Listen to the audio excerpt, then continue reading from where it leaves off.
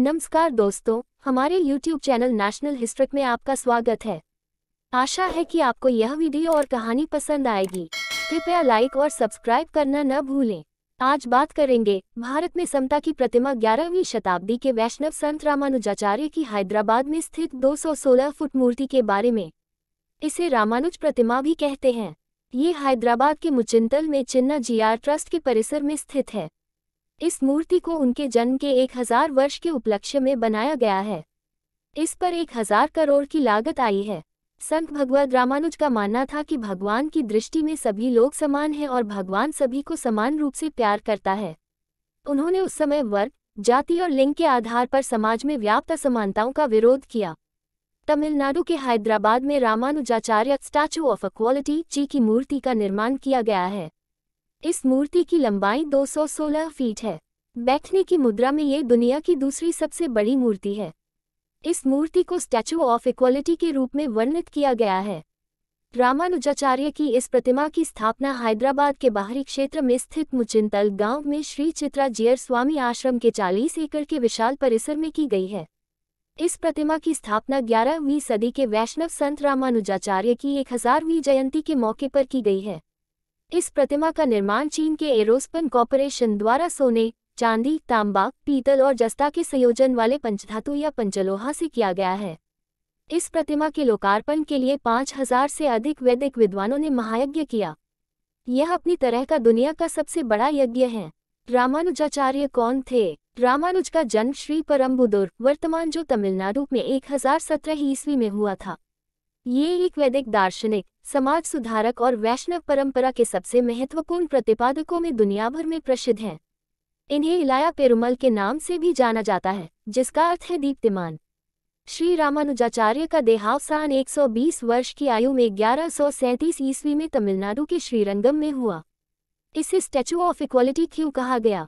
रामानुजाचार्य लोगों के सभी वर्गों के बीच सामाजिक सरोकार के पैरोकार थे।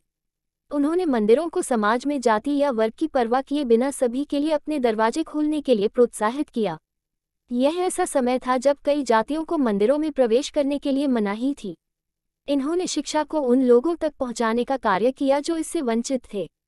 रामानुज का सबसे बड़ा योगदान वसुधैव कुटुंबकम की अवधारणा का प्रचार है, जिसका अर्थ है पूरी धरती एक परिवार है। रामानुजाचार्य ने मंदिरों के मंचों से सामाजिक समानता और सार्वभौमिक भाईचारे के अपने विचारों का प्रचार करते हुए कई दशकों तक पूरे भारत की यात्रा की। उन्होंने सामाजिक रूप से हाशिए पर पड़े लोगों को गले लगाया और शाही अदालतों से उनके साथ समान व्यवहार करने को कहा।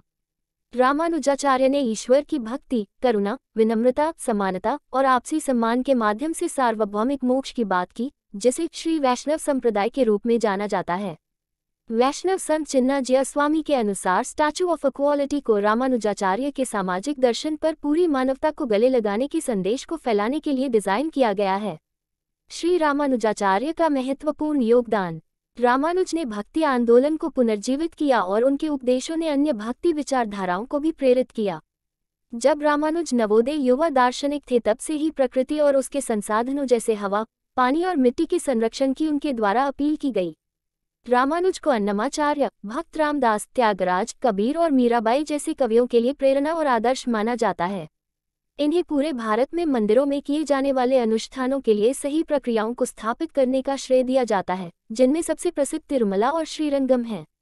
रामानुज का प्रसिद्ध दर्शन विशिष्टाद्वैत के नाम से जाना जाता है। इनके दर्शन ने शंकराचार्य के अद्वैतवाद दर्शन को कड़ी चुनौती दी।